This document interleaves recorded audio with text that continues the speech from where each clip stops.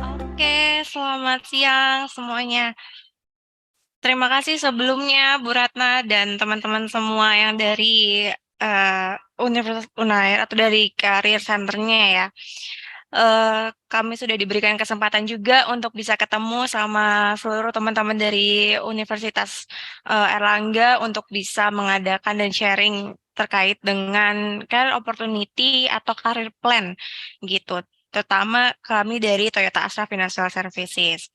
Nah, sebelum kita mulai sharing-sharing lebih jauh nih, mungkin tadi dari Bu Ratna juga udah ini ya, apa namanya, tes ombak gitu ya, ngelihat di chat pada jawab-jawab juga dan cukup antusias gitu.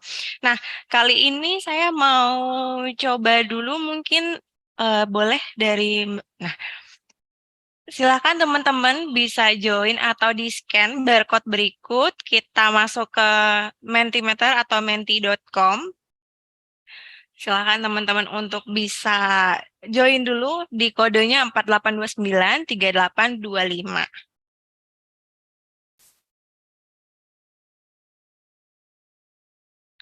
Nah, di sini ada beberapa pertanyaan ya dari mini games atau warm up kali ini gitu.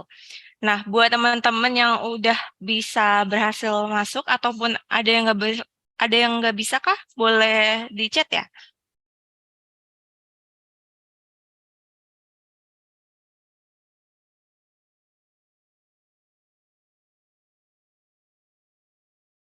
Oke, pada bisa nggak ya?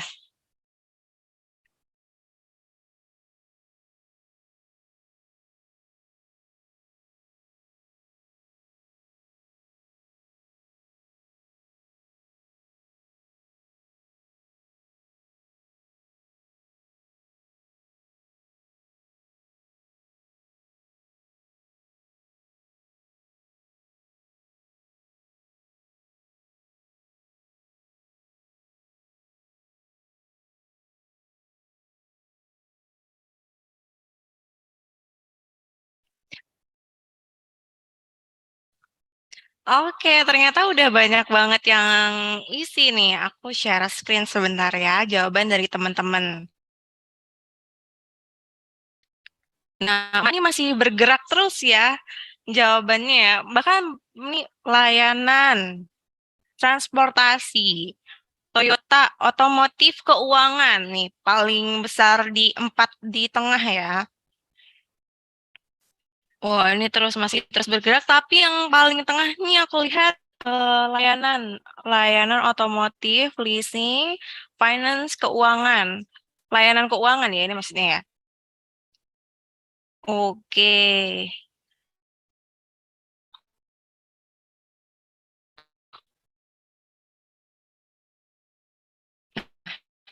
Lihat pertanyaan kedua. Silakan teman-teman bisa next slide.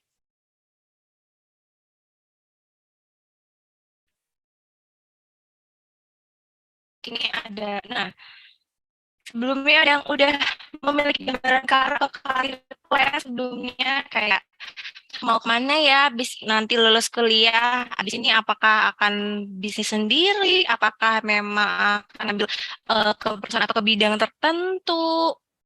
Wah, ini sepertinya sebenarnya sudah masih ini ya, masih memimpin ya. Jadi teman-teman di sini semuanya sudah punya gambaran karir mau kemana. Oh, terbukti dengan udah datang di siang hari ini gitu ya. Pasti teman-teman di sini pasti udah pada punya karir plan. Tapi nggak apa-apa, di sini masih ada beberapa yang sepertinya masih menimbang-nimbang mau kemana atau bahkan belum ada gambaran sama sekali juga nggak apa-apa karena itulah fungsinya kita ada di sini ya buat lebih tahu. Oke. Nah, kita coba untuk yang slide ketiga. Nah, sebenarnya tadi kan banyak yang udah punya karir plan ya. Pada pengen berkarir di bidang apa sih?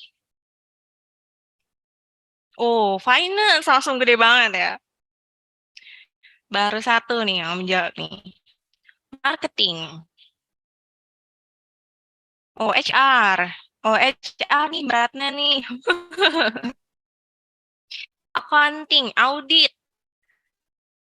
Oke, wah, marketing masih memimpin ya, paling besar ya, dan finance. Oke, nah ini dari jumlah peserta kita yang udah hadir di siang hari ini nih ada 90-an ya. Nih, saat ini yang menjawab ada 25, mulai naik lagi, dan kebanyakan marketing. Oke, mana nih, HR juga masih masih di tengah nih Baratna.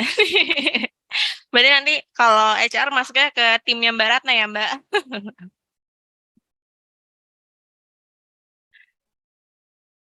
Oh, oke oke. Jasa keuangan, hotel industri, oil, data accounting, fashion. Wow, keren banget. Public service entrepreneur. Oke. Analis.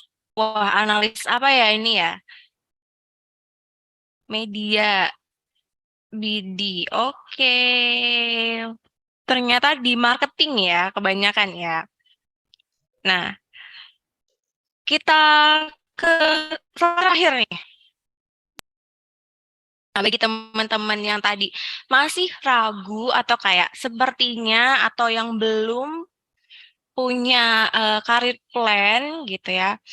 Sebenarnya apa sih yang menjadi keraguan terbesar atau mungkin untuk semuanya sih sebenarnya keraguan terbesar saat ini dalam perencanaan karirnya apa nih?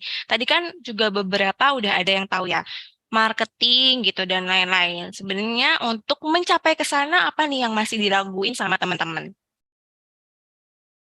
Experience ya. Kemudian bersaing sama IPK-nya 3A. Oke, ya ini karena banyak banget ya perusahaan yang eh requirement-nya itu dari IPK. Oke, nanti kita akan bahas experience, pengalaman, opportunity. Oh, oke, ditolak di tahap akhir. Iya sih, ini benar banget sih. Ini pasti, wah pengalaman pribadi nih kayaknya. Udah nyampe di akhir gitu kan. Udah effortnya udah sampai besar banget di akhir gitu. Pengalaman CV ya. Bahasa Inggris. Oke, ini banyaknya masih di pengalaman sih ya, experience, experience dan pengalaman. Oke, portofolio juga ya. Portofolio sebenarnya bagian dari punya pengalaman sebelumnya juga ya. Oke, kemudian oh ada ini menarik nih. Saya tadi baca ada anak UI. Spesifik ya, spesifik banget sama univ tertentu. Oke, jenjang karir. Oh, jenjang karir ke depannya di bidang tersebut gimana gitu ya. Oh, hilang arah. Waduh, gimana nih? Hilang arah tuh kayak ini ya, kayak anak-anak senja itu ya arah ya. Hilang arah, oke. Terus selection prosesnya ya, kayak gimana? Oke, pengalaman yang kurang juga tuh di atas. Baik, oke. Thank you teman-teman atas jawaban dari teman-teman dan antusiasme kali ini. Jadi kita lebih ke gambar lagi nih dan semua ini akan kita bahas dan kupas bersama dengan Mbak Ratna di kesempatan kali ini untuk sharing-sharing. Jadi kalau nanti setelah sharing kali ini semoga harapannya sih teman-teman bisa tambah ini ya, tambah jelas gitu karir plannya seperti apa dan mau kemana gitu. Apa aja sih yang harus disiapin? Oke, aku stop share dan aku kembalikan ke Mbak Ratna ya. Silahkan Mbak Ratna. Oke, terima kasih Sasa. Sebentar aku share ya.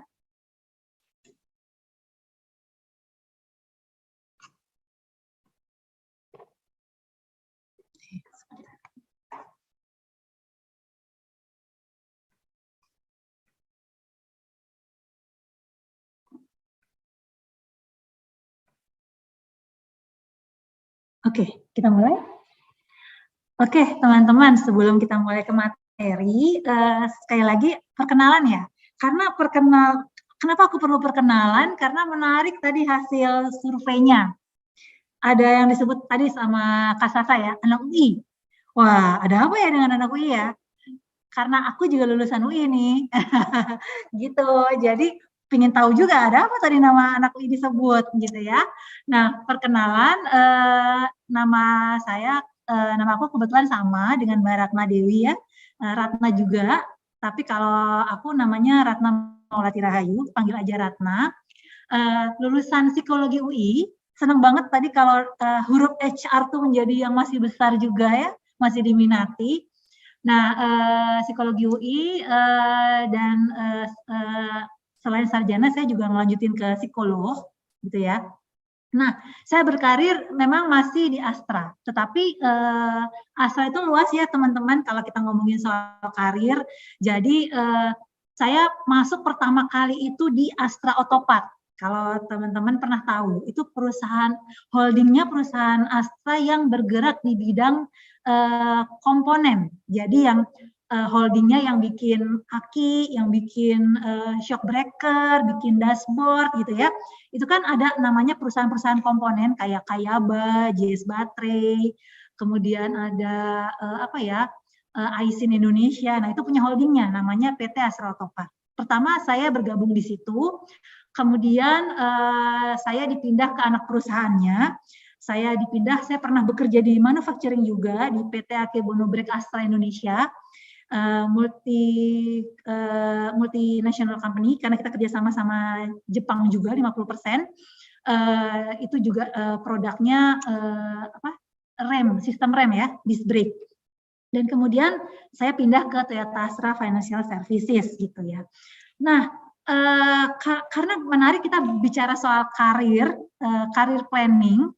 Di sini juga banyak yang udah mau lulus kali ya, jadi makanya udah banyak yang kebayang karir planningnya gitu. Hanya beberapa saja yang kemudian masih sepertinya sih kebayang, tapi belum tahu juga gitu ya. Nah, karena saya juga pernah ngalamin tuh namanya tadi hilang arah gitu ya, nggak kebayang mau berkarir kemana, karena sebenarnya kalau boleh cerita sedikit mengawali gitu ya. Saya tuh mendaftar ke psikologi UI dulu masih zamannya SBMPTN ya, UMPTN ya. Itu bukan karena kebayang mau jadi anak sarjana psikologi juga sih. Dulu pingin masuk UI aja. Nah, jurusannya di ranking kalau zaman dulu ya, karena kan pilihannya lebih susah, harus ditaruh di pilihan pertama. Karena kalau pilihan pertama nggak terima, masuk ke pilihan kedua gitu kan. Nah, ternyata masuk ke psikologi gitu. Ya sudah gitu. Masuklah kita ke psikologi. Jadi memang nggak kebayang tadinya mau jadi seorang psikolog. Tapi begitu kuliah, nah biasanya dulu kalau anak-anak yang kayak saya yang nggak jelas sebenarnya karir planningnya tadinya, begitu masuk kuliah pertama karena saya dulu anak IPA, bingung tuh, wah belajarnya kok kayak gini. IPK terjelek saya adalah pada saat semester 1. Karena saya adalah anak IPA yang harus belajar sosiologi gitu ya, antropologi gitu ya, itu pelajaran apa gitu. Dan nilai saya jelek di situ. Nah, singkat cerita, kemudian mau lulus nih jadi sarjana. Terus gamang, kayaknya kalau jadi sarjana psikologi doang, pengalaman, knowledge saya cukup nggak ya untuk bisa bekerja? Dan kayaknya saya sudah mulai kebayang nih planning karir saya. Kayaknya saya suka deh dan saya pingin jadi seorang konselor, jadi seorang psikolog. Makanya setelah saya mau lulus, akhirnya saya memutuskan saya mau ngambil jadi psikolog. Nambahlah 2 tahun. Gitu. Tadinya mikirnya arahnya sudah jelas nih, mau jadi psikolog gitu ya. Nah, tapi tadi mungkin yang menjawab sepertinya, karena di titik-titik terakhir pun bisa terjadi hal yang berbeda gitu ya. Singkat cerita adalah akhirnya iseng nyobain tes di Astra, dan singkat cerita masuk. Nah, padahal cuma mau nyobain tesnya aja sih. Katanya tes di Astra itu susah. Nyobain kayak apa sih tesnya gitu ya. Dan waktu zaman saya itu, tes di Astra itu sama sekali tidak ada yang kata-kata. semua itu adalah angka dan ruang bidang, putar sana putar sini gitu. Pokoknya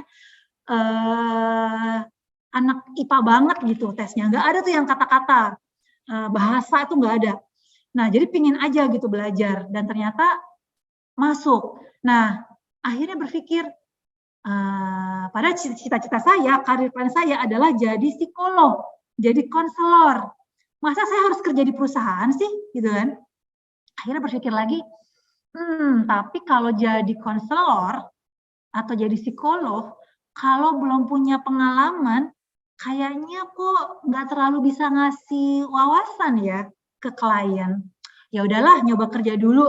Akhirnya masuklah kerja di Astra. Berkarya di sana sampai sekarang sudah udah lama banget lah pokoknya, lebih dari 15 tahun. Gitu ya. Nah, itu kalau cerita sedikit soal karir plan, bahwa banyak hal yang kemudian akan mempengaruhi arah karir kita. Gitu ya. Nanti kita akan bahas di belakang. Nah, sebelum kita ngomong arah karir gitu. Nah, Mbak Sasa sempat nyari nih searching apa sih yang kemudian menjadi top 10-nya challenge-nya buat orang HR mencari atau memanage employee atau mencari kandidat. Nah, ternyata ada dari 10 itu 3 yang kemudian terbesar di luar dari yang 10 lainnya, 7 lainnya. Itu pertama, bagaimana kita attract top talent. Karena gini, kita nggak bisa bilang bahwa kita mencari the best talent itu dalam arti talent yang pintar atau yang terbaik aja. Jadi definisi terbaik itu tiap perusahaan beda-beda ya teman-teman ya. Kalau di TAF sendiri, talent atau kandidat terbaik yang kita cari bukan orang yang paling pintar di kelas, paling tinggi IP-nya, bukan. Tapi kemudian yang punya karakter yang cocok dengan TAF dan punya knowledge yang setidaknya align dengan posisi yang kita butuhkan. Awalnya begitu ya, nanti kita akan bahas lebih detail. Nah, ternyata TAF bukan sendirian di sini, karena kalau dari challenge-nya HR, di sini di searching bahwa 75% kandidat yang apply untuk job di perusahaan kita itu biasanya belum punya skill yang kita butuhkan, gitu ya. Contoh yang simpel adalah HR. Apakah lulusan psikologi itu sudah pasti bisa bekerja sebagai HR di perusahaan? Belum tentu ya, karena nggak ada tuh sebenarnya kuliah HRD gitu, kecuali bahkan jurusan sumber daya manusia atau SDM ya, itu pun mungkin masih banyak hal yang memang dia belum tahu pada saat dia bekerja menjadi HR gitu. Termasuk kalau kita belajar soal, kecuali yang benar-benar spesifik ya, kayak kita kuliahnya jurusan accounting dan kita melamar menjadi accountant atau accounting analis di suatu perusahaan, bisa jadi memang skill kita sudah matching gitu. Nah, nanti kita akan bahas soal spesialis dan soal generalis gitu. Nah, mungkin itu 25%-nya yang memang sudah meet, tapi 75%-nya, sebagian besarnya sebenarnya skill yang didapat dari kampus itu belum meet sama kebutuhan kita. Gitu ya, kebutuhan perusahaan. Nah, bukan hanya bagaimana mengattract talent, tapi ternyata meretain nih teman-teman milenial ini itu juga menjadi suatu challenge saat ini. Kenapa? Karena katanya teman-teman sekarang itu sangat percaya diri nih. Makanya tadi saya agak bingung. Kalau ada yang menulis soal bahasa Inggris, ragu gitu ya. Kemudian takut soal selection prosesnya gitu. Katanya anak sekarang itu sangat percaya diri loh. Bisa percaya bahwa dia itu punya banyak kemampuan yang akan banyak dicari di luar sana. Sehingga kalau diterima di suatu pekerjaan, kalau dia ngerasa nggak cocok, dengan mudahnya anak-anak sekarang itu katanya resign. Bahkan sebelum dapat pekerjaan baru. Ini kenyataan, di TAF juga gitu. Mau pindah kemana? Belum tahu sih, tapi nggak cocok di sini, mau resign aja dulu, nanti sambil cari kerjaan, gitu ya. Nah, mereka sangat percaya diri katanya, dan selalu pingin mencari opportunity baru, gitu. Walaupun di lain pihak ya, teman-teman mesti hati-hati dalam ngeplan karir. Yes, pengalaman itu menjadi hal yang penting buat portfolio kita. Tapi sometimes kalau baru 6 bulan pindah, setahun pindah gitu ya, belum nyampe ya belum nggak lebih lah dari 2 tahun gitu ya, udah pindah-pindah. Perusahaan juga akan mikir-mikir loh, karena wah untuk ngedevelop tadi kan, karena skillnya aja kan sebenarnya belum tentu match ya. Kita perlu mengembangkan nih skillnya teman-teman untuk bisa match dengan kebutuhan perusahaan kita. Tapi anak ini kutu loncat nih, sebentar pindah, kayaknya bosenan nih. Saya akan capek aja ngedevelop dia. Lebih baik saya cari yang lain yang lebih loyal. Kenapa? Karena talent retention juga jadi suatu challenge sekarang buat banyak perusahaan kita. Nah, yang ketiga juga ya ini bukan suatu hal yang aneh ya, hal yang lumrah karena setelah kita pandemi, kemudian banyak teman-teman yang sudah ngerasa bisa belajar bahkan bekerja dari rumah. Dan itu sangat nyaman termasuk saya ya sebagai seorang ibu ya, punya anak ya. Kayak yang wah pas istirahat kita bisa makan makanan rumahan, bisa ngelihat anak-anak lagi ngapain gitu ya. Nah, udah nyaman nih dengan bekerja working from home. Sementara ternyata nggak semua perusahaan itu membuat working from home itu menjadi hal yang kemudian permanen.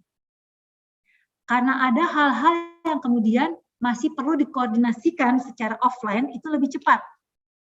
Nah, tapi teman-teman kalau pengalaman ada yang bertanya juga sih pada saat kita interview ya, kalau di TAF atau di Astra masih WFH, WFO atau terus-terusan WFO ya gitu. Dan itu menjadi suatu pertimbangan juga ternyata buat teman-teman sekarang. Nah, yang mau saya sampaikan adalah wajar kok teman-teman itu punya banyak pertimbangan. Itu sah-sah aja. Tinggal nanti kita pikirin sebenarnya pertimbangan itu related nggak dengan arah karir yang kita mau. Jangan sampai kita kekeh dengan apa yang kita inginkan tadi, pengennya kerjanya di rumah aja yang WFH. Tapi ternyata arah karir yang kita tuju, misalnya singkat cerita, mau bekerjanya di manufacturing. Tapi kita pengen balance life gitu ya, pengennya banyak bekerja di rumah gitu WFH. Nah itu nggak lain pasti, jadi engineer pasti banyak hal harus dihadapi secara offline. Mesinnya kan nggak bisa dibenerin dari online ya, kecuali nanti sudah mungkin ya kayak zaman-zamannya film yang di masa depan gitu ya, dari jarak jauh bisa mengirimkan telepati atau dengan mesin waktu ngebenerin ya bisa jadi ya. Tapi sekarang nggak bisa. Kalau arah karirnya memang mau jadi engineer, mau kekeh kerja WFH, ya akan sulit. Itu contohnya aja.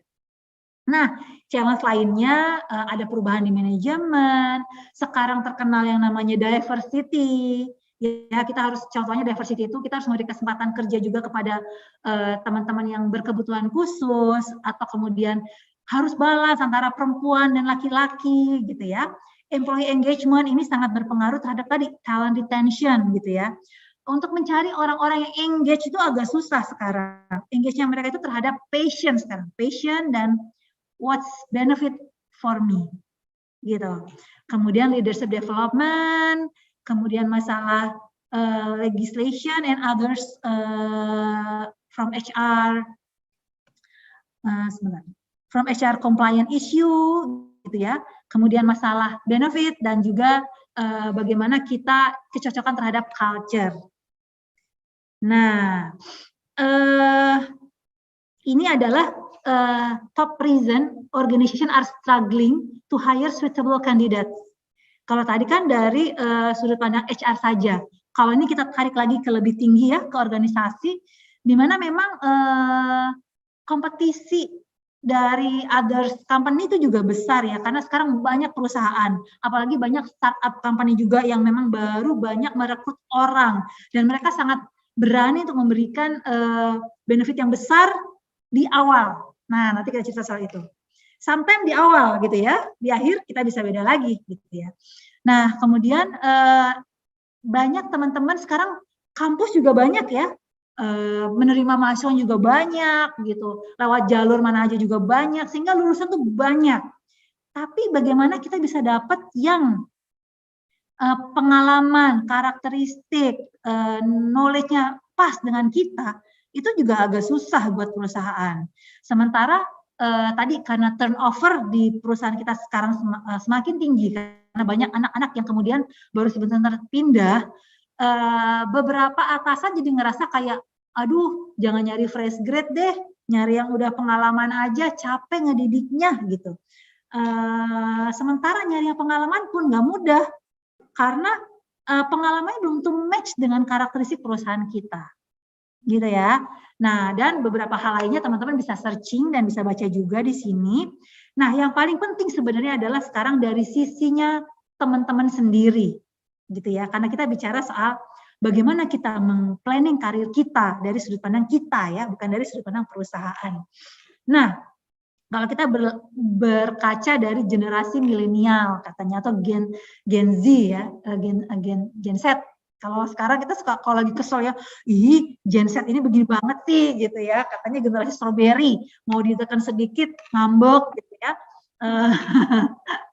Mau diajak diskusi merasa udah paling pinter gitu ya. Tapi nggak salah memang pinter-pinter generasi sekarang. Karena kalau nggak pinter bukan generasi sekarang. Kenapa? Karena informasi sekarang gampang didapat dari berbagai macam sumber. Kalian itu udah terpapar banyak channel, banyak sarana untuk membuat kalian tuh pinter dan keren-keren. Makanya wajar kalau teman-teman sekarang itu pede-pede. Tinggal nanti kita lihat di belakang, pede boleh, tapi bagaimanapun juga pengalaman itu juga berbunyi. Dan untuk itulah kita yang generasi lama dengan teman-teman yang generasi baru perlu duduk bareng untuk kemudian menyamakan. Kalau dari kami, menyamakan experience kami tularkan ke teman-teman. Kalau dari teman-teman, tularkanlah new knowledge atau new teknologi yang teman-teman punya itu kepada kami. Sehingga akhirnya kita bisa berkembang bareng. Gitu ya.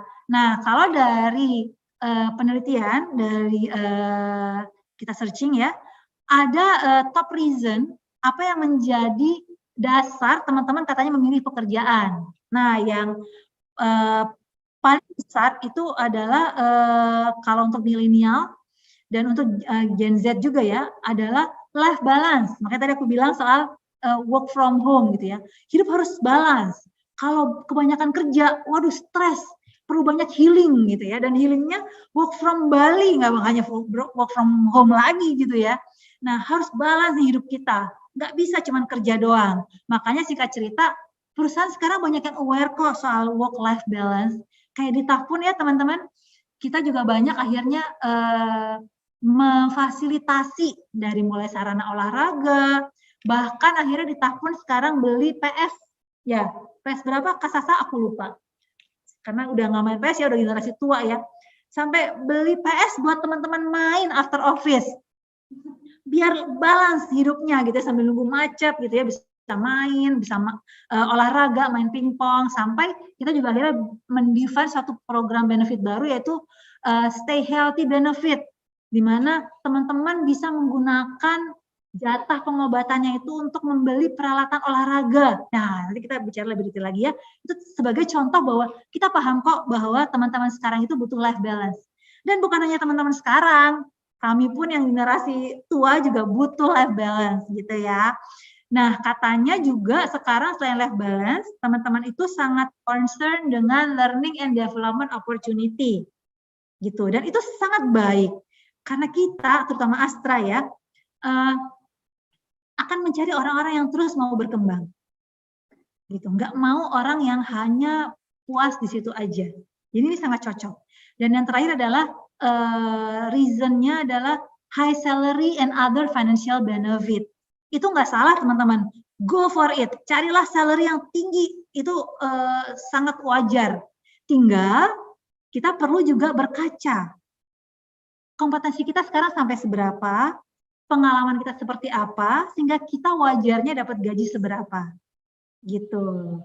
Nah, sekarang kalau bicara soal career planning ya, kita masuk ke dalam inti yang kita mau bahas sekarang. Nanti kalau teman-teman mau bertanya silahkan ya ditulis juga di kolom chat, nanti Kak Sasa akan lihat dan akan bantu untuk membacakan ke saya, Kak Sasa ya. Nah, sebenarnya ada 3 hal pada saat kita sebagai manusia itu memplanning karir kita.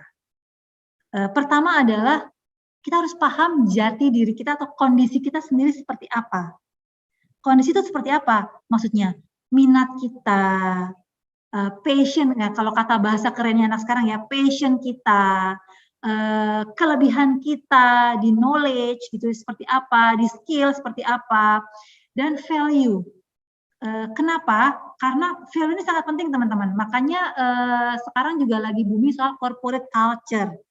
Karena percuma kita cari orang-orang yang punya skill tinggi, knowledge tinggi, tapi culture-nya nggak fit dengan perusahaan, yang nggak happy bukan cuma perusahaan, karena dapat orang yang kok kayaknya nggak bisa ngeblend ya sama kondisi culture perusahaan, tapi teman-teman sendiri akan menjadi suffer.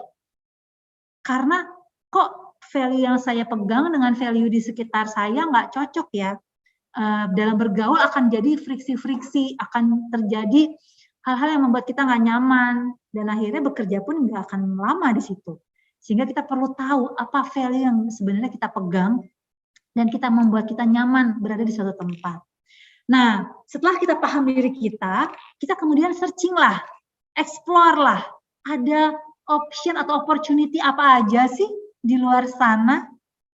Dan jangan cuma cari satu perusahaan aja teman-teman, carilah luas-luasnya opportunity yang ada gitu. Karena harus yang ketiga mematchingkan apa yang kemudian opportunity di luar sana dengan kondisi personal kita. Kalau ngomong kondisi personal, bisa jadi kita nggak bisa ideal ya. Nggak hanya ngomongin soal knowledge, skill, dan passion kita. Tapi bisa jadi gini, kalau ngomong passion sih, saya passion banget nih, mau kerja jadi manajemen trainee-nya misalnya di suatu perusahaan mining gitu ya. Tetapi kalau mau jadi MT di sana, saya harus bersedia ditempatkan di mining, di site gitu ya. Harus bersedia bekerja di field yang kemudian akan jauh dari Pulau Jawa misalnya. Sementara personal circumstances kita adalah kebetulan, ya ini contoh aja ya, kebetulan misalnya kita, orang tua kita lagi sakit, sehingga butuh banyak perhatian dari kita. Nah, kalau kita kerja jauh-jauh, susah juga ya, misalnya gitu kan. Kayaknya saya belum bisa mematchingkan itu saat ini. Tapi setelah nanti kondisi berubah dan mendukung, mungkin saya akan bisa go for my passion gitu. Nah, itu yang perlu kita perhatikan juga, selain masalah diri kita dan juga opportunity di luaran sana. Nah, kalau kita bicara soal planning ya teman-teman, kita nggak bisa planning hari ini untuk besok. Karena kalau ngomongin karir itu adalah minimal mid-term atau bahkan long term. Karena karir nggak dibangun dalam sekejap. Tapi dimulai dari saat awal teman-teman menentukan akan berkarya di mana. Bahkan dari pertama teman-teman menentukan mau kuliah di jurusan apa. Gitu ya. Nah, kalau kita bicara soal know yourself, karena gini, seperti tadi ya, seperti saya sempat buka di awal, kalau kita memang passionnya itu mau jadi seorang konselor, mau menjadi seorang psikolog gitu ya, dan kita ngerasa knowledge skill kita ke arah sana, maka dari awal, kalau kita sudah yakin itu ya, maka dari awal kita mungkin nggak akan mendaftar jadi HRD mungkin. Kita akan lebih mendaftar menjadi seorang konsultan, atau memang kita akan mengambil kursus-kursus yang kemudian mendukung untuk kita menjadi seorang konselor, menjadi certified coach, atau misalnya jadi certified assessor gitu ya. Itu kan justru kita ambil, dan karena kita udah jelas mau arahnya ke konselor. Sama dengan kalau misalnya teman-teman dari jurusan teknik. Kalau teman-teman saya teknik mesin, kalau kalian mau jadi engineer, ya pasti akan jelas ya, kalian akan melamar di perusahaan yang sifatnya manufacturing, atau kemudian mining, atau segala macamnya. Nggak akan melamar di banking. Kecuali teman-teman teknik mesin yang kemudian, setelah saya kuliah, kayaknya saya nggak enjoy itu kerja hanya di depan mesin doang. Saya tetap ingin banyak bekerja dengan orang. Nah, bekerja dengan orang pun, walaupun kamu jurusan teknik mesin, nggak harus kemudian pindah bidang kok. Karena sebenarnya di manufacturing pun juga membutuhkan orang-orang teknik mesin atau anak teknik lainnya yang kemudian bekerja dengan orang. Misalnya, production atau supervisor di produksi, itu kan juga dibutuhkan. Dan bukan berarti teman-teman supervisor di produksi itu harus dari manajemen yang atau dari teman-teman yang jurusannya banyak bekerja dengan people. Enggak, karena kalau di manufacturing tetap harus punya kemampuan mengetahui mesin misalnya. Akhirnya tetap dari anak-anak teknik mesin, cuman bekerjanya nggak selalu dengan mesin, tapi dengan orang. Dia memimpin operator level untuk kemudian menghasilkan suatu barang di produksi. Atau ternyata, saya mau pindah jalur deh, passion saya emang bukan di sana, saya benar-benar mau kerjanya itu di belakang meja. Makanya banyak juga teman-teman yang akhirnya menjadi bekerja di financing company atau di banking, tapi jurusannya macam-macam gitu ya.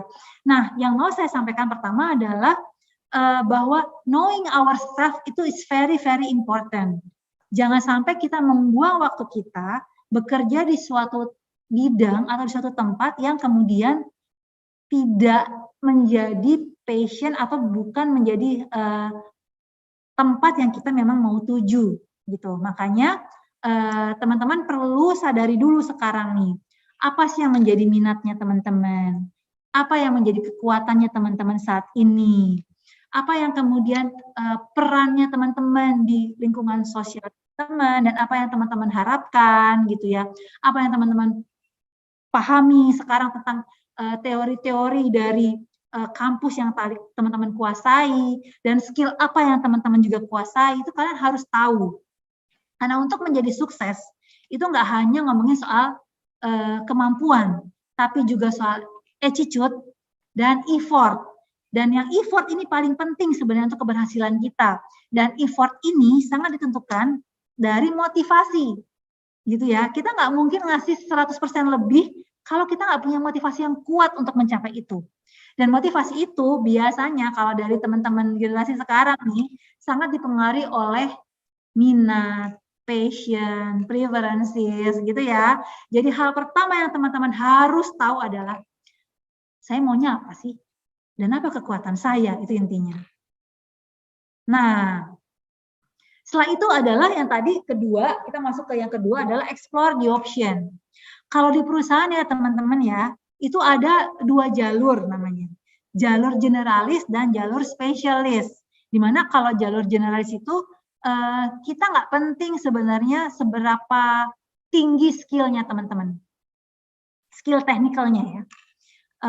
Yang penting adalah bahwa teman-teman itu bisa cepat belajar, punya knowledge yang luas, dan yang satu hal yang paling penting adalah kuat di people skill-nya. Dia akan menjadi leader someday. Leader yang nggak penting kedalaman teknikalnya, tapi bagaimana dia memanage people, bagaimana dia berinteraksi with people, encourage people, itu kuat dan bisa menjadi leader sampai atas. Itu jalur generalis namanya. Tapi ada juga teman-teman yang memilih untuk menjadi jalur spesialis. Itu nggak salah, itu pilihan. Dan nggak berarti jalur spesialis itu akan dibayar lebih murah dari jalur generalis. Misalnya apa jalur spesialis itu? Spesialis itu adalah orang-orang yang kemudian knowledge and skill itu sangat dalam di topik tertentu. Misalnya sekarang di IT security. Nah, saya sangat suka nih dengan mengulik seputar dengan dunia IT dan terlebih lagi di security. Saya nggak perlu jadi seorang leader yang memanage anak buah banyak, tapi saya enjoy dengan kemudian bekerja di depan komputer untuk kemudian mengulik soal IT security. Itu nggak salah. Dan bukan berarti itu dibayar murah juga skill itu. Sekarang nyari IT security susah ya Mbak Sasa. Dan pasti dibayarnya juga mahal di luar sana. Itu contoh aja ya. Nggak hanya IT, spesialis itu juga banyak. Dari segi teks juga ada, dari segi engineer juga ada spesialis tertentu. Banyak hal lah bisa menjadi jalur spesialis. Nah, ini ada opsi opsi besar di luar sana yang teman-teman harus pahami. Mau jadi seorang spesialis atau mau jadi seorang generalis. Kenapa? Karena kemudian konsekuensinya akan berbeda teman-teman. Dari teman-teman mengirimkan lamaran. Dari teman-teman memilih lowongan apa yang mau teman-teman lamar atau teman-teman ikut seleksinya. Contohnya, kalau teman-teman mau jadi generalis, mau jadi spesialis, mungkin teman-teman nggak akan melamar posisi MT. Karena MT di TAF dan di Astra dan mungkin di beberapa company lainnya, itu nggak penting background-nya. Sometimes kita all major. Kenapa? Karena kita nggak penting soal spesialis atau specialty atau technical skill-nya, teman-teman. Yang kita pentingkan adalah bagaimana mereka berpikir, bagaimana keluasan pengetahuan mereka, dan gimana potensi mereka untuk kemudian berhubungan sama orang lain. Gitu. Itu MT ya, teman-teman. Tapi kalau teman-teman memang memilih untuk menjadi seorang spesialis, maka teman-teman akan tadi langsung saya akan lamar jadi IT security analyst di TAF, ada juga. Mau jadi accounting analyst itu spesialis, gitu ya. Mau jadi auditor, nah itu spesialis, gitu ya. Walaupun teman-teman kalau di Astra untuk level-level di awal bukan berarti tertutup. Kalau udah daftar ke spesialis akan seterusnya jadi spesialis, tidak. Kalau daftar pertamanya jadi MT akan seterusnya berpindah-pindah, tidak juga, gitu ya. Karena kita tahu bahwa human is dynamic, gitu ya, bahwa orang itu bisa berubah, bisa berkembang, bisa baru akhirnya ketemu kekuatan paling kuatnya itu di mana pada saat kemudian sudah berkarya sekian lama di perusahaan. Akhirnya baru ketahuan tuh bahwa mungkin mulainya jadi accounting analyst, tapi kemudian keren loh dia, bagaimana dia berinteract with others, bagaimana dia ngelit teman peers-nya untuk kemudian mengerjakan proyek, keren loh. Kayaknya dia bisa juga kok jadi seorang leader sampai ke atas sana dan gak hanya di bidang accounting. Kayaknya untuk kemudian berkarya menjadi corporate planning atau bahkan business development, dia cukup bisa kok. Nah, bisa jadi kayak gitu. Akhirnya kemudian cross function dan kemudian menjadi seorang generalis. Itu bisa-bisa aja. Tinggal bagaimana teman-teman mengembangkan diri kalian lebih lanjut pada saat kalian nanti sudah bekerja, gitu ya. Nah, balik ke slide. Selain kita paham tadi ada 2 jalur ya teman-teman, generalis dan spesialis, teman-teman juga harus pahami bahwa perusahaan itu juga macam-macam. Ada yang multinational company, sehingga kalau tadi apa yang membuat keraguan bahasa Inggris. Nah, kalau yang masih lemah di situ agak susah ya kalau mendaftarnya di multinational company. Karena banyak hal kemudian kita akan berhubungan dengan ekspatriat, gitu ya. Kalau di Astra juga ada beberapa termasuk TAF, kita 50%-nya sahamnya dari Toyota Financial Services Jepang, jadi ada orang ekspat juga di sini. Walaupun nggak daily-nya bahasa Inggris ya, beda sama mungkin yang perusahaan multinasional lain yang tiap hari bahasa Inggris, kita enggak, tapi bahasa Inggris pun menjadi hal yang penting gitu. Nah, beda kalau kita kerjanya mungkin di perusahaan yang memang domestik banget gitu ya, mungkin bahasa Inggris ya nggak penting gitu ya. Nah, itu juga menjadi suatu pertimbangan. Termasuk di wawasan. Semakin kita bekerja di multinational company, maka wawasan kita pun, keinginan kita belajar pun harus kuat. Karena banyak hal yang kemudian benchmark di luar sana yang kemudian baru lagi, dan kita dituntut untuk kemudian bisa catch up sama perubahan di luar sana. Gitu. Terus tadi contohnya yang sudah saya bahas, manajemen trainee atau langsung mau jadi analis atau officer, gitu ya, itu pilihan juga. Dan mau bekerja di startup company dengan segala karakteristiknya, atau di corporate yang memang sudah settle. Nah, ini menjadi challenge yang teman-teman juga harus searching ya, karena kalau kita bekerja di startup company, pasti kita harus agile gitu ya, sebentar bisa berubah, harus terus kemudian kita beradaptasi, bahkan jam kerjanya pun ya, apalagi kalau bekerjanya di rumah ya, bisa nggak kenal waktu sampai malam dan lain sebagainya. Tapi mungkin keren, kesannya kita keren ya kerja di startup company gitu kan, ada plus minusnya lah segala sesuatunya. Dan perlu diperhatikan bukannya masalah ini ya, tapi kenyataannya adalah perlu hati-hati teman-teman. Karena satu sisi mereka akan banyak merekrut orang, tapi di satu sisi akhirnya kemudian karena beberapa hal yang tidak bisa kita prediksi stabilitasnya, akhirnya akan juga kemungkinan beberapa akhirnya melay off gitu ya, karyawan. Nah, kalau corporate mungkin challenge untuk kemudian berkembang mungkin tidak seperti startup company gitu, karena banyak yang udah settle. Tapi bukan berarti nggak bisa berkembang, teman-teman. Contohnya di Astra ya, Astra adalah perusahaan corporate secara gedeannya. TAF juga begitu. Tapi bukan berarti kita kemudian sangat settle dan nggak bisa punya room berkembang. Kayak di Astra sendiri juga akhirnya punya tanda petik startup company yang kemudian bermunculan baru. Perusahaan-perusahaan baru yang kemudian muncul dan perusahaan-perusahaan digital baru yang kemudian muncul. Termasuk dari TAF. Mungkin bukan ngomongin perusahaan, tapi banyak akhirnya bisnis dan produk baru yang muncul. Dan juga banyak produk digital juga. Kayak misalnya kita sekarang punya Toyota Wallet. Nah, nanti bisa searching tuh. Punya Kinto Service, itu semua digital tuh. Ya. Dan berbagai hal lainnya yang kemudian membutuhkan anak-anak yang dengan wawasan luas juga, kekuatan kemampuan teknologinya teman-teman atau digital literasi juga gitu ya. Nggak hanya ngomongin soal perusahaan-perusahaan startup juga, tapi kadang corporate pun juga membutuhkan atau punya challenge yang seperti itu. Nah, ini juga yang penting. Mau kerjanya di back office atau mau di depan gitu. Menjadi penyerang atau mau menjadi orang yang bertahan di belakang. Karena ini sangat spesifik gitu ya, dan teman-teman harus sadari karena once kita salah nggak enjoy pasti. Misalnya ya, kita tuh adalah orang yang sangat sukanya tuh kerjanya tuh ngulik data, ngolah data. Kita bisa betah berjam-jam di depan komputer ngulik data, ngolah data, bikin report segala macam. Tapi kalau suruh ngomong sama orang lain, suruh present sama orang lain, kita deg-degan, wah nggak pede, wah jadi gagap dan lain sebagainya. Kalau kayak gitu, mungkin kita lebih baik kerja di back office. Tapi kalau kayak aku yang duduk sebentar nih dengerin orang ngomong satu arah gitu ya, ngantuk tuh biasanya. Makanya walaupun saya HR dan walaupun saya adalah seorang psikolog, Mbak Sasa tahu, saya sebenarnya paling nggak suka interview.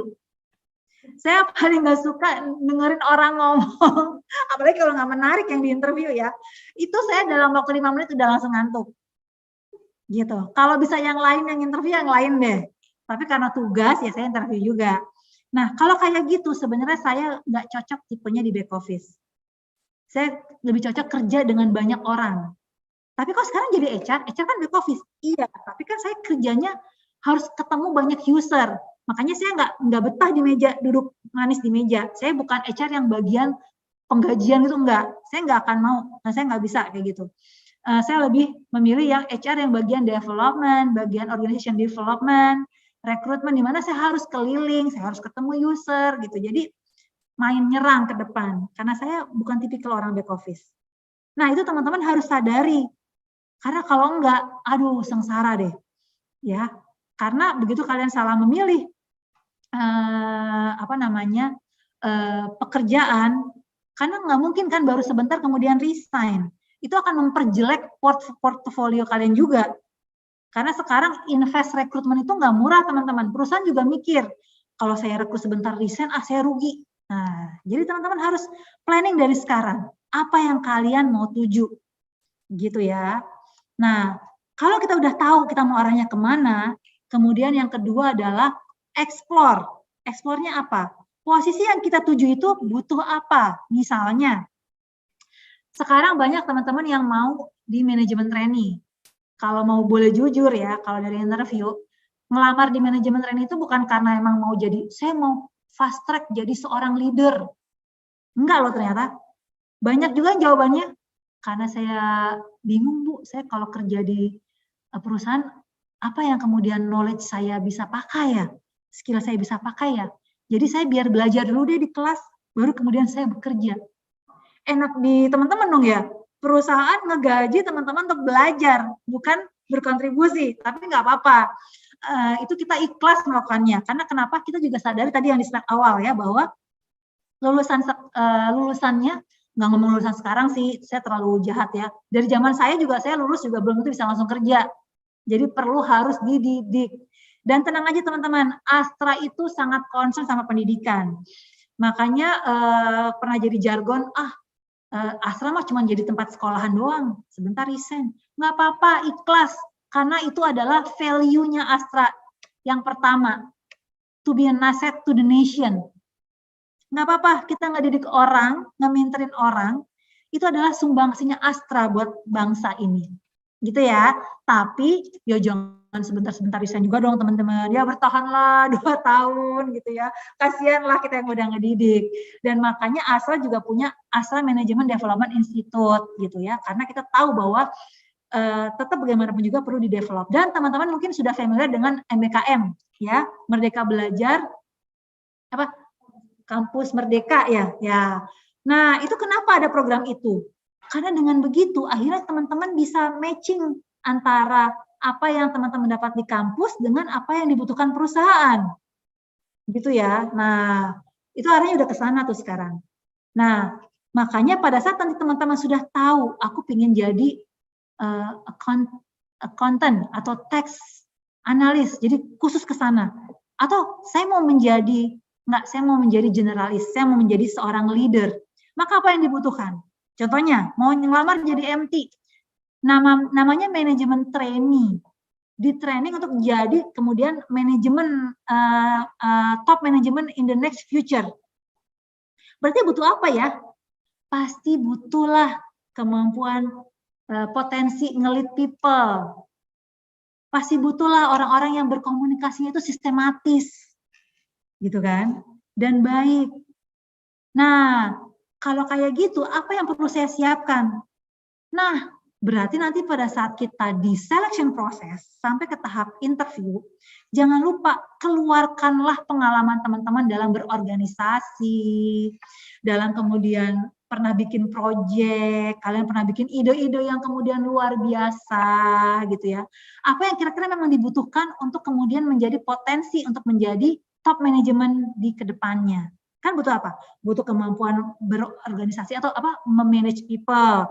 Butuh kemampuan berpikir, berarti apa? Ide-idenya waktu dulu di organisasi atau skripsinya, idenya keren banget seperti apa misalnya. Atau pernah punya usaha kecil-kecilan gitu, seperti apa.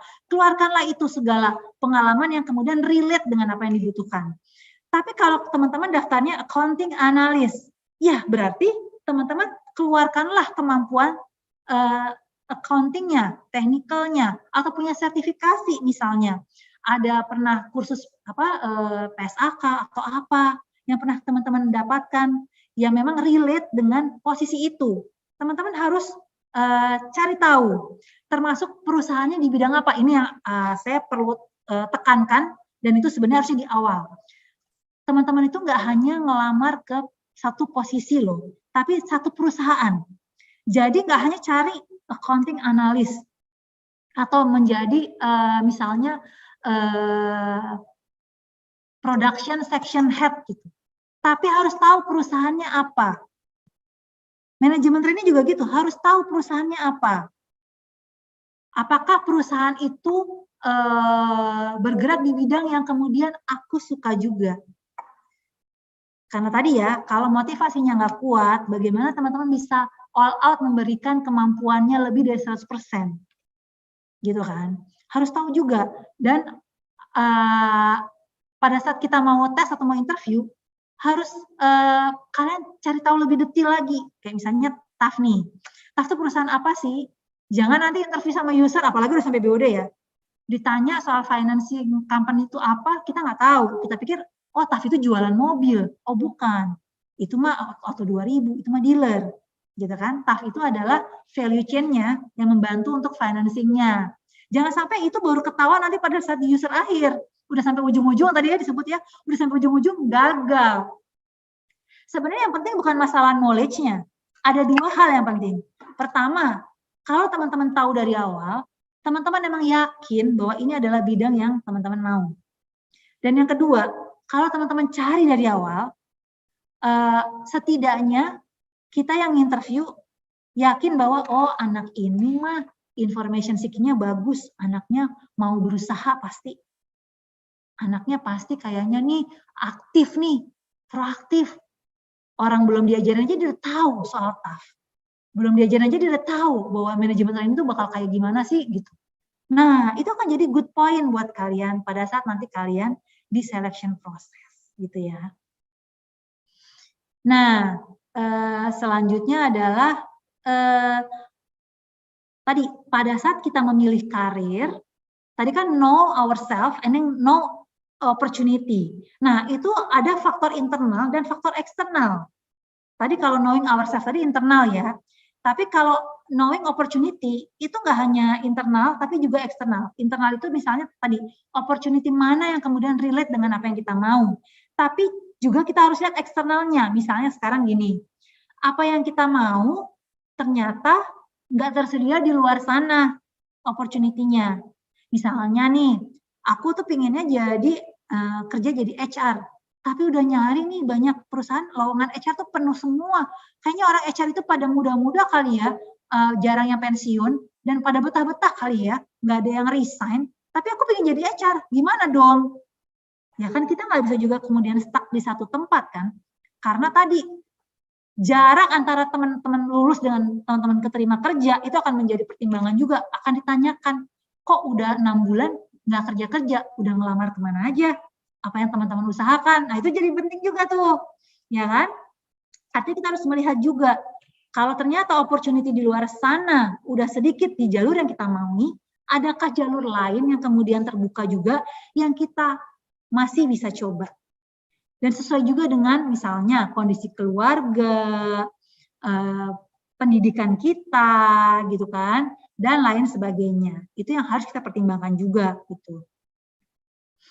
Nah, tapi tadi kalau kita ngomong, kita udah tahu passion kita. Tapi gimana kalau tadi yang sepertinya sih, atau bahkan belum kebayang gitu karir planning kita.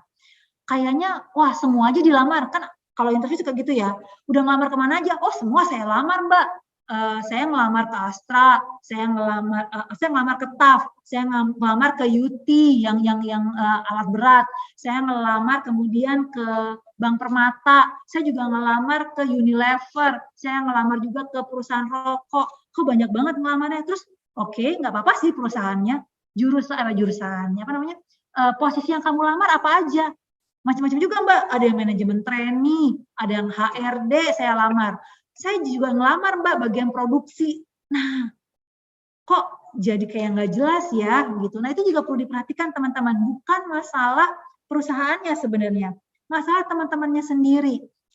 Karena tadi teman-teman harus prepare pada saat selection tadi, pada saat interview, bahwa jalur yang teman-teman lamar itu teman-teman harus kuasai dan harus teman-teman persiapkan. Nah, kalau semakin luas, nah nanti akhirnya jadi nggak fokus. Tapi gimana cara menerokan atau memfokuskan karir yang kita mau ya? Nah, sama tadi seperti yang sudah saya sebutkan di awal, harus benar-benar tahu examine ourselves, kemudian motivasi kita apa yang membuat kita tadi nyaman bekerja, baik secara culture, value, ataupun tadi back office field gitu tadi ya. Kemudian pikirkan sebenarnya long term goals kita apa Indiannya. Kalau memang kita mau menjadi seorang ahli di bidang IT, ya udah, ngapain kita jadi MT? Ngapain kita buang-buang waktu belajar di setahun pertama, nanti ikatan dinas gitu ya. Kalau kita udah jelas maunya jadi IT specialist gitu. Tapi kalau kedepannya kita mau menjadi CFO atau CEO di suatu company, ya jelas kita harus menjadi seorang yang generalis misalnya kayak gitu ya. Dan kita harus punya kegiatan-kegiatan yang relate ke sana, relate ke people, relate ke the way of thinking, relate ke broad of knowledge gitu ya.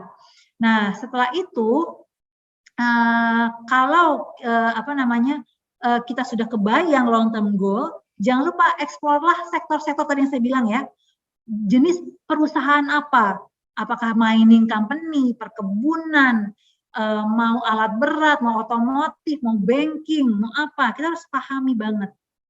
Karena jadi HR di perusahaan manufacturing, dengan HR di perusahaan financing kayak sekarang, dengan HR di perusahaan logistik atau HR di perusahaan perkebunan, itu juga berbeda.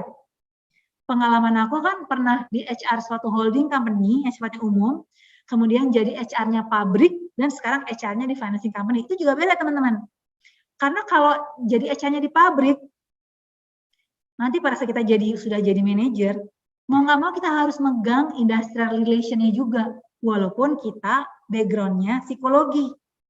Berarti kita harus tahu undang-undang. Kita harus nggak alergi untuk kemudian kita bernegosiasi dengan serikat pekerja. Kita harus nggak deg-degan kalau lihat orang demo. Tapi kalau kita kerjanya di holding company, biasanya nggak seperti itu sih, nggak se-heavy itu, gitu ya. Nah itu mesti dilihat di mana kita kemudian paling bisa berkembang, gitu ya. Eksplor sektornya, eksplor industrinya, dan barulah kita kemudian menentukan. Dan saat nanti menentukan, kalau teman-teman masih bingung, jangan khawatir atau jangan takut untuk kemudian mencari bantuan profesional untuk mencari arahan karir. Nah, bantuan profesional itu nggak harus kemudian kita, pergi ke psikolog gitu, enggak ya. Kan biasanya teman-teman itu kalau dulu kuliah kan suka ada tuh, milih jurusan, suka ada tes-tesnya ya. Nah, tapi kalau sekarang pun teman-teman bisa datang ke misalnya, banyak kayak gini kesempatan kita untuk sharing dari perusahaan-perusahaan, itu pasti akan banyak bisa kemudian berdiskusi tentang arahannya seperti apa sih. Jadi nggak harus kita kemudian ke profesional banget ya. Kayak mendatangi kemudian event-event seperti ini, kampus hiring ataupun yang kerjasama dengan perusahaan pun itu kemudian akan bisa membuka wawasan teman-teman untuk menentukan karirnya teman-teman. Gitu Luar ya. gitu.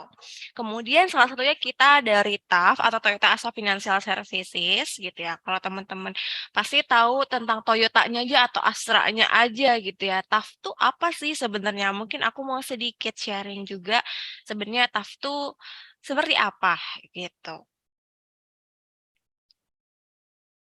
Nah, ini mungkin aku menjelaskannya biar kita makin melek lagi ya karena tadi mungkin udah agak semakin sore gitu ya, jadi kita nonton video bareng-bareng. Oh, sebentar.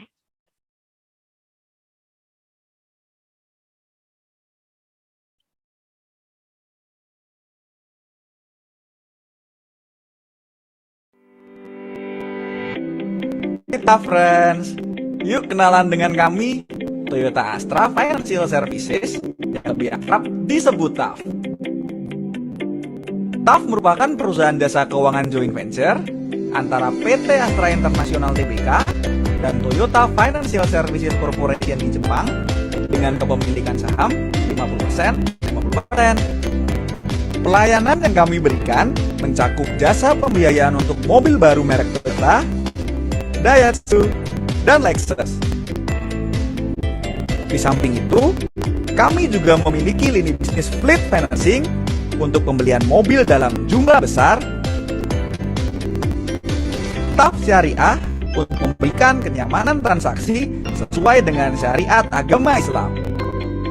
Kami juga menyediakan layanan siap dana hanya dengan jaminan BPKB. Melihat tren yang berkembang saat ini, kami juga memiliki lini bisnis yang baru loh, yaitu Kinto. Kinto menyediakan fasilitas kepemilikan mobil dengan sistem subscribe yang full maintenance. Cocok banget nih sama generasi muda zaman sekarang. TAF baru berdiri sejak tahun 2005, tapi sudah memiliki total aset senilai lebih dari 20 triliun rupiah dan juga memiliki 37 kantor cabang. Tunggu, ini belum termasuk kantor cabang pembantu loh. Hal ini membuktikan bahwa TAF memang perusahaan yang muda, tapi terus berkembang dan selalu semangat mengusahakan yang terbaik. Oh iya, 89% karyawan kami adalah generasi muda, sehingga suasana kerjanya fun dan asik banget. Tapi tetap profesional ya. Udah kebayang kan bangga dan serunya menjadi bagian dari TAF? Yuk, tunggu apa lagi? TAF, make it yours.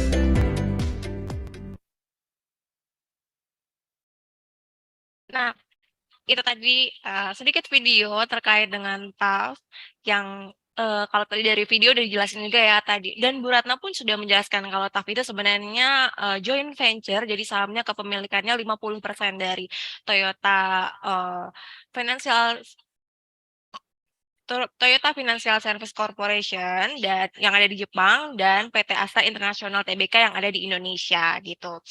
Dan sekarang TAF mulai dari tahun 2005 mulai didirikan, 2006 mulai berjalan operasionalnya sampai dengan saat ini sudah memiliki 39 cabang yang berada di seluruh Indonesia gitu.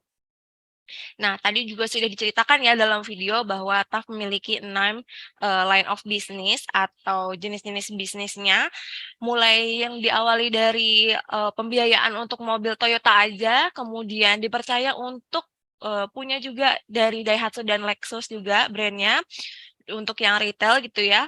Terus berkembang sampai akhirnya punya fleet juga. Fleet itu untuk pembiayaan dengan pembelian mobil yang di atas 1 M ya. Jadi biasanya untuk corporate lain atau B2B sifatnya. Kemudian ada TAF Syariah yang tadi berbasis syariah pembiayaannya. Kemudian ada inventory financing ketika nanti dealer-dealer membutuhkan pembiayaan juga untuk pemenuhan inventorinya di dealer tersebut juga bisa dari TAF. Kemudian ada TAF Siap Dana. Siap Dana itu adalah pinjaman dana tunai gitu ya dengan jaminannya BPKB mobil gitu. Kemudian nih yang terbaru ada Kinto juga tadi diceritakan dalam video ya. Kinto tuh sebenarnya Bu Ratna juga tadi sempat cerita ini salah satu yang mungkin kalau bisa dibilang semi-semi startup gitu kali ya, karena baru juga kalau teman-teman ingin coba punya experience bekerja dalam suatu perusahaan yang mirip-mirip agak-agak mirip startup gitu ya karena baru gitu ya, tapi ingin lebih stabil karena sahamnya udah terjamin ya yang megang itu dari Toyota dan dari Astra gitu. Itu udah ada di Kinto, kemudian ada nih juga ada digital ekosistem yang terus dikembangkan yaitu ada Flex, ada Toyota Wallet yang tadi juga ada diceritain. Nah, ini tadi terkait dengan Kinto ya.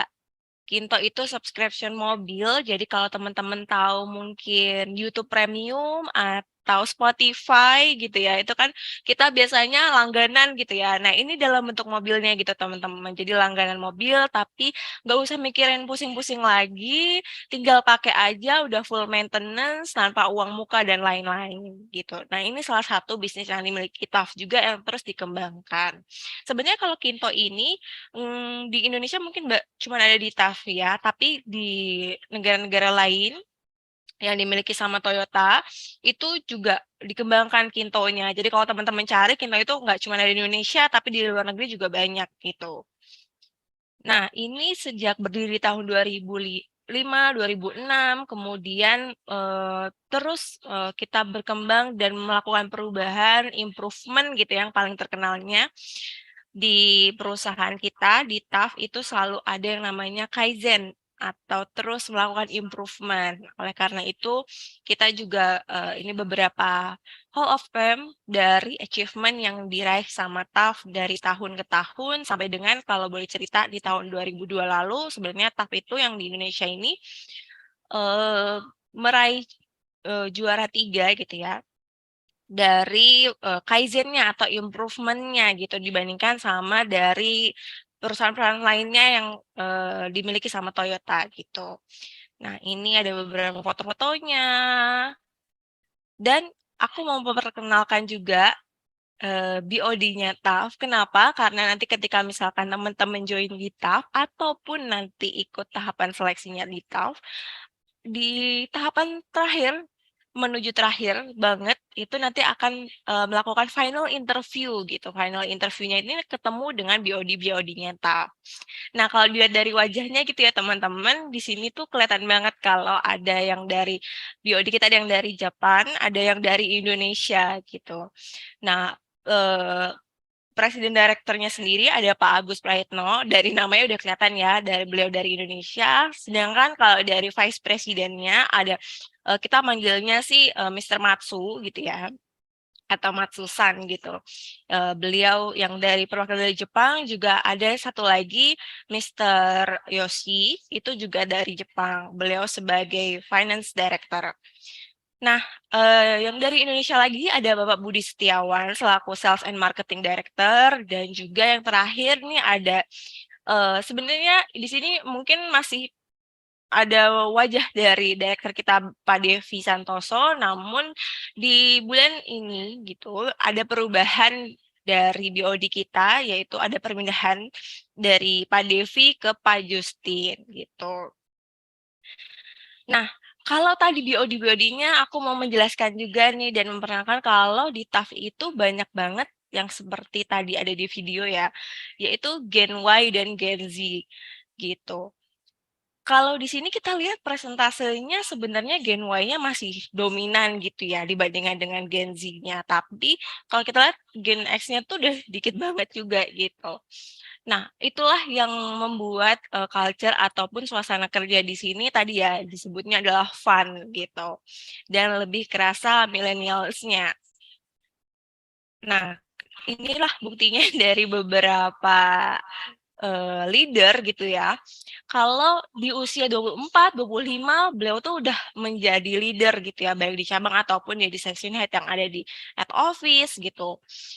Jadi di TAF itu nggak menutup dari usia atau senior, seberapa seniornya orang tersebut, tapi ketika dia memang punya potensi, memang memiliki kompetensi juga, bisa menunjukkan performa yang bagus juga, itu tidak akan menutup kemungkinan bahwa akan menjadi leader gitu. Kemudian ini ada beberapa juga kegiatan-kegiatan kita yang rutin diadakan di TAF gitu ya. Dan ini baru banget kalau surprise breakfast tadi pagi juga diadain gitu ya, sekaligus kita melakukan halal bihalal gitu. Dan seperti namanya gitu ya, surprise. Jadi kita nggak tahu dalam waktu dekat kapan sih akan dilaksanakan untuk kita makan-makan sarapan bareng gitu ya pagi-pagi. Jadi hanya yang datang pagi aja nih yang bisa ikut gitu. Kemudian oh ya tadi ngomongin tentang jam masuk, sebenarnya kalau di TAF sendiri kita punya yang namanya flexible hour gitu ya. Jadi kalau batasnya sampai dengan maksimal jam 9 gitu. Jadi kalau misalnya masuk jam 7 pagi bisa pulangnya berarti jam 4 gitu. 8 jam kerja, 1 jam istirahat ya. Jadi 9 jam ya ukurannya. Gitu. Jadi kalau maksimal datang jam 9 pagi berarti pulangnya ya jam 6 malam gitu. Kemudian ada acara HUT-TAF gitu yang setiap tahun pasti dilaksanakan juga, dirayakan juga. Kita juga sempat waktu itu ngundang Eros gitu ya untuk bikin lagu juga di TAF. Nah, tapi kalau yang foto di sini adalah teman-teman dari karyawan TAF gitu yang tampil saat itu. Jadi kita juga punya band gitu biasanya teman-teman. Dan ada alat musik juga di lantai atas yang biasa digunakan juga sama teman-teman untuk latihan, untuk main aja gitu. Dan segala alat musiknya cukup lengkap juga ya untuk dimainkan. Kemudian ada yang namanya sharing knowledge juga. Nah, sharing knowledge-nya juga dikemas dalam bentuk yang menyenangkan dan mudah gitu ya. Kalau yang ini fotonya kita waktu itu pada pakai jersey ya waktu itu karena vibes-nya waktu itu masih World Cup, masih Piala Dunia. Jadi waktu itu kita pakai dari jersey Jepang dan Indonesia gitu. Sekaligus ada farewell partinya untuk salah satu BOD kita dulu yaitu Mr. Higuchi gitu. Dan sekarang beliau udah di Indonesia gitu. Kemudian sport. Nah, tadi yang diceritain juga ya sama Mbak Ratna, kalau di TAF itu ada yang namanya kita juga mencoba untuk mendevelop our work-life balance gitu ya. Jadi disupport juga nih dari company kalau kita bisa ngikutin kalau di sini setiap hari Kamis gitu ya. Kalau buat yang perempuan mungkin ya cewek-cewek tahu ada Zumba dan Ponfit itu kita selalu lakuin setiap di hari Kamis gitu ya, dan itu di office gitu datang aja. Kemudian dan itu gratis juga di-provide dari perusahaan. Itu kemudian ada pingpong juga yang biasanya tiap sore tuh udah wah rame banget tuh tiap sore pasti udah dimainin gitu. Terus ada basket atau badminton bareng gitu ya, dan futsal juga kadang juga sparring sama company lain gitu ya, kita ketemu sama company lain buat main bareng juga sering gitu. Kemudian ada employee gathering. Nah, employee gathering itu kita kemarin tahun ini udah dilaksanakan di bulan Januari. Kita yang dari head office berangkat bareng-bareng gitu ya. Ini ada fotonya di sebelah kanan ramai banget itu sampai kemarin berapa habis gitu. Karena kita berangkat ke Anyer waktu kemarin gitu. Selama beberapa hari di sana ada beberapa kegiatan bonding juga, kemudian ada games juga dan ya lebih mengenal satu sama lain juga gitu karena kan beda-beda lantai juga kan ini ada yang ikut gitu. Jadi kita kadang mungkin ada employee yang baru juga gitu, yang baru kenal gitu. Nah, karena teman-teman di sini mungkin ingin tahu TAF seperti apa gitu ya untuk head office-nya tadi emang beda lantai itu gimana? Emang di TAF tuh kayak gimana sih kantornya gitu ya? Emang ditaruh meja pingpongnya di sebelah mana gitu. Nih aku mungkin nggak bisa ngajak teman-teman untuk datang langsung ke sini, ke office-nya TAF. Kita ada di Jakarta Selatan ya, tapi mungkin melalui video virtual ini kita bisa sama-sama office tour bareng. Hai, selamat datang di Office Staff.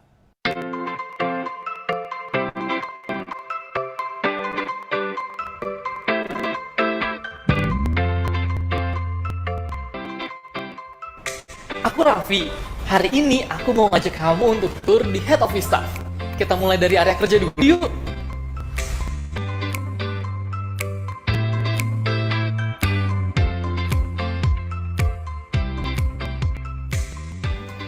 Semua karyawan TAF punya meja kerjanya masing-masing. Tapi kalau misalkan mau kerja lebih santai, boleh kok kerja di mana aja.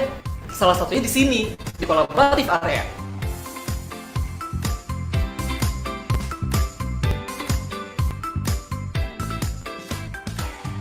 Di ruang kerja juga nyaman. Ya di sini, di meja kita sendiri.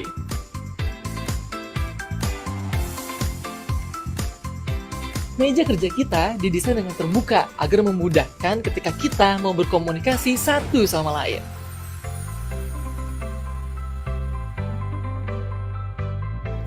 Walaupun didesain terbuka, tapi ketika kamu mau teleponan dan butuh privacy, kamu bisa masuk ke phone booth.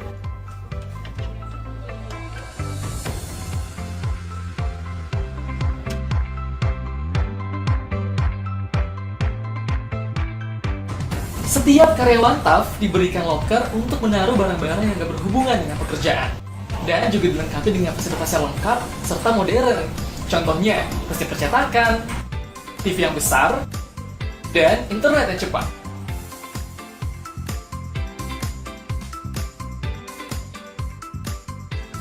Di jam istirahat, kita bisa makan di breakout area. Tapi nggak cuma makan, kita juga akan dilengkapi dengan fasilitas hiburan biar kita bisa refreshing. Untuk jajaran manajer dan juga direksi bisa makan dan bersantai di ruang eksekutif lounge.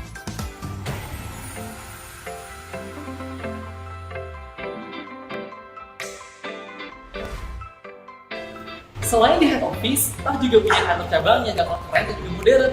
Yuk kita lihat! Halo, aku Irvi. Selamat datang di kantor cabang TAF Bogor.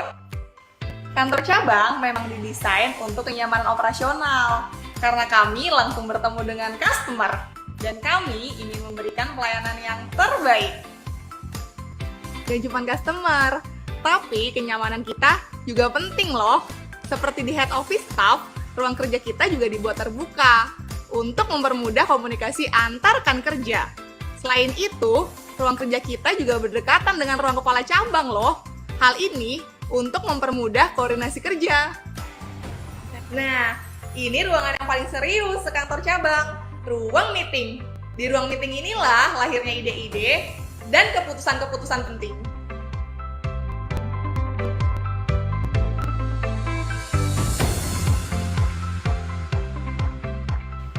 Nah, selesai deh jalan-jalan kita hari ini.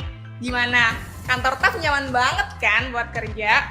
Ditunggu ya kehadiran kalian di sini dan bergabung menjadi keluarga bagian dari TAF. Sampai jumpa!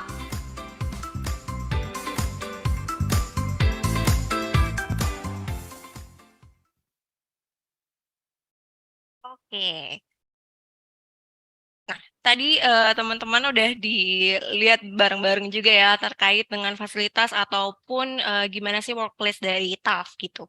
Nah, ini juga ada sedikit video, mungkin video singkat yang tadi juga udah diceritain sama Mbak Ratna terkait dengan hal-hal yang menjadi entertain yang ada di TAF, di kantor TAF gitu ya. Ada games-games apa aja sih yang biasa dilakuin sama teman TAF kalau lagi pada senggang ataupun lagi waktu istirahat gitu.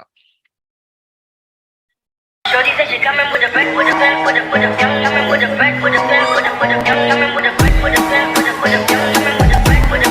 Shorty said she coming with a bag, so a young nigga with a bag, now she say she wanna come home, yeah, but I don't want no love, I just wanna make a moolah love.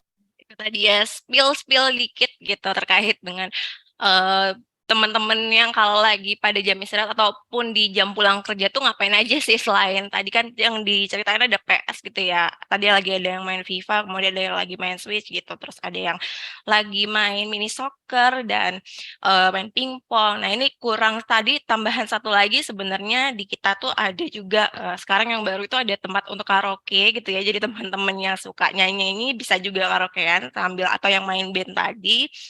Dan kalau yang olahraga ada juga tuh di highlight Instagramnya TAF gitu ya, TAF Karir kalau teman-teman penasaran ada di highlight. Nah, next mungkin Shorty said she terkait coming dengan program manajemen trainee yang ada di TAF gitu ya, atau kita sebutnya TAF Development Program. Yang pertama, kalau dari TAF sendiri, kita punya program itu MT-nya berjalan selama 9 sampai dengan 12 bulan gitu ya, 9 bulan lancarnya gitu. Kemudian selama program ini dibagi-bagi lagi menjadi ada in-class training atau ICT, ada on the job training atau OJT, acting, dan final review gitu.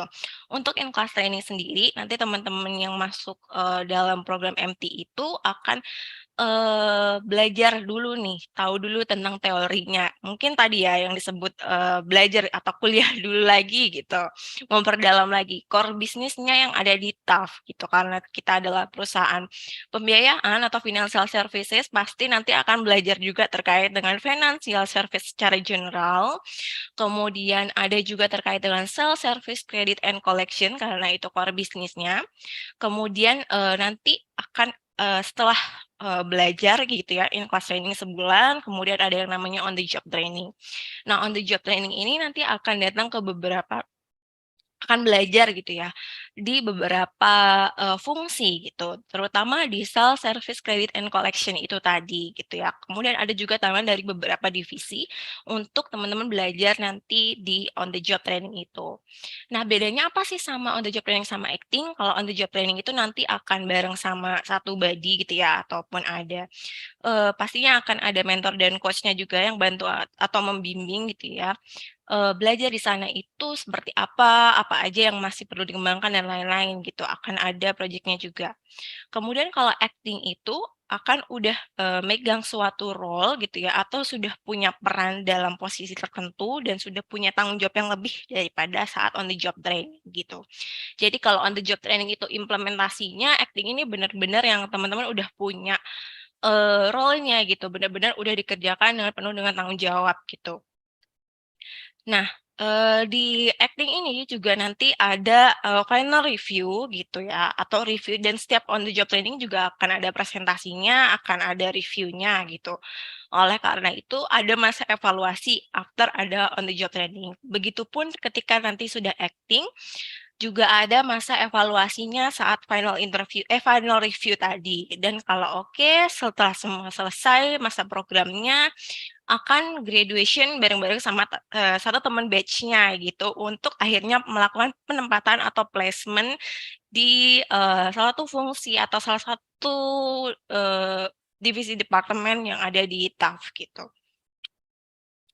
Nah, lanjut tadi ya kalau Mbak Ratna bilang kalau kita tuh harus punya bekal dari dalam diri kita, harus punya knowledge-nya, harus punya skill-nya, harus punya kompetensinya juga gitu. Nah, inilah kompetensi-kompetensi yang dicari ataupun dikembangkan selama proses dalam manajemen training atau TADP yang ada di TAF gitu.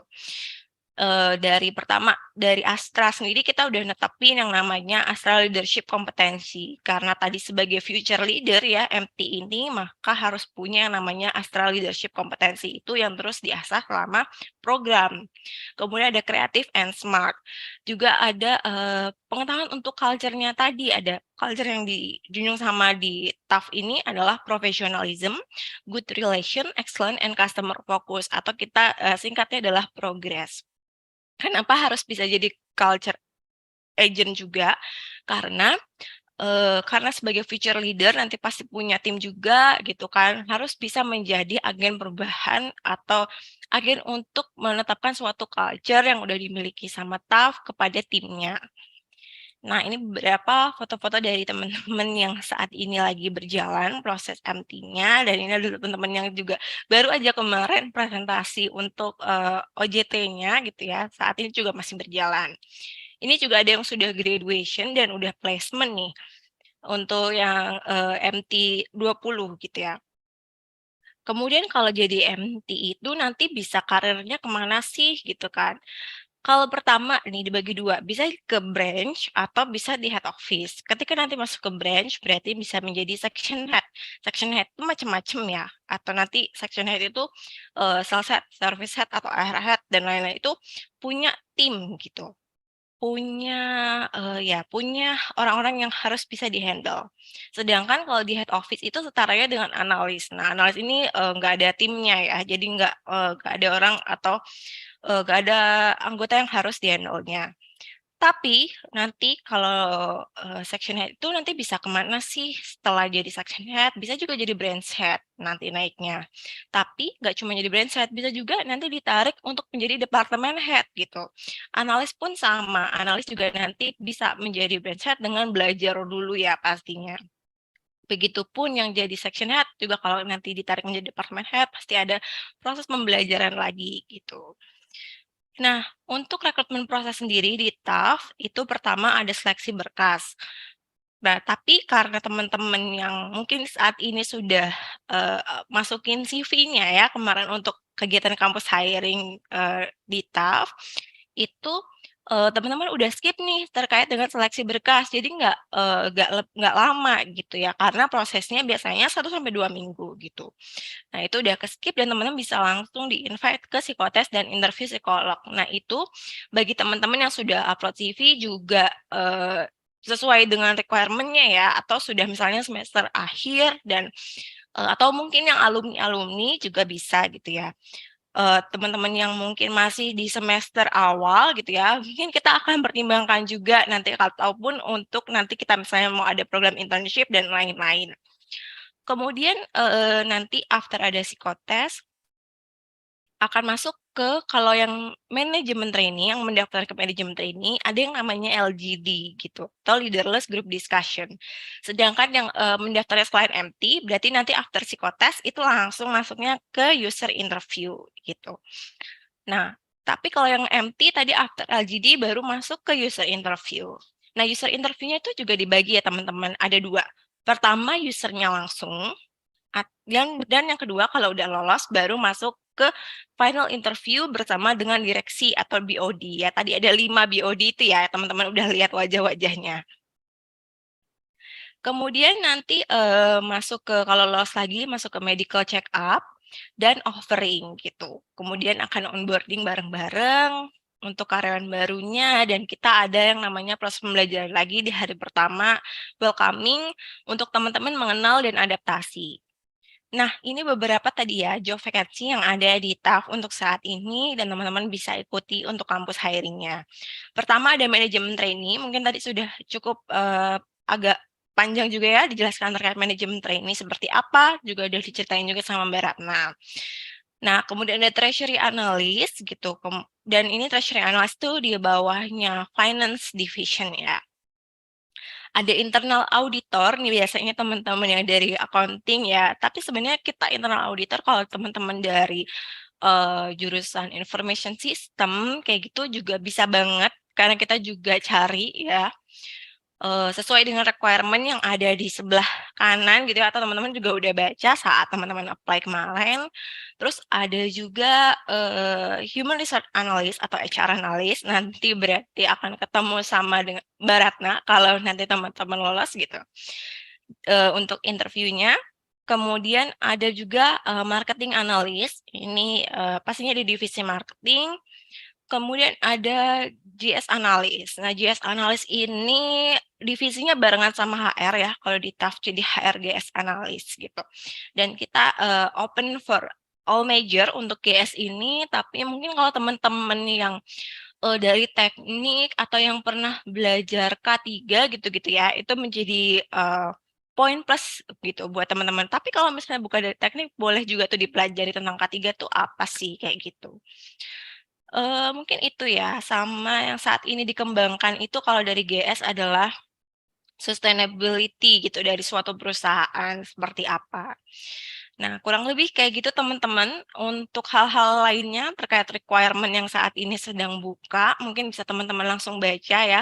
Terutama yang all major tuh ada di manajemen trainee, di treasury juga masih bisa untuk all major. Kemudian di marketing juga masih bisa kalau teman-teman punya kemampuan tadi ya, skill communication yang baik gitu ya, seperti kata Mbak Rata, skill yang dipunya tuh apa? Kita harus tahu dulu strength-nya kita tuh di mana, baru kita, wah kayaknya yang ini saya cocok gitu. Nah, semoga ada teman-teman di sini yang bisa bertemu dengan kami lagi di next prosesnya bersama aku ataupun dengan Mbak Ratna. Nanti kita ketemu lagi di TAF ya teman-teman, kita tunggu pokoknya. Oke.